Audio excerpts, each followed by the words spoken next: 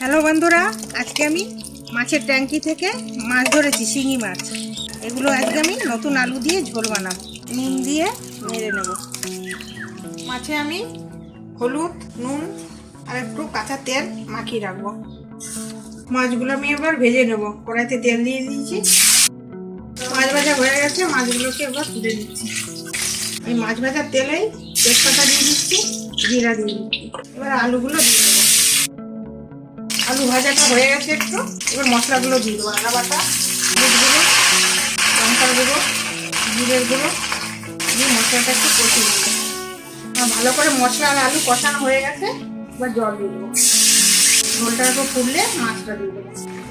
ঝোলটা ফুটে গেছে, এবার মাছগুলো দিয়ে দেবো। 2 মিনিটের মতন ফুটবে।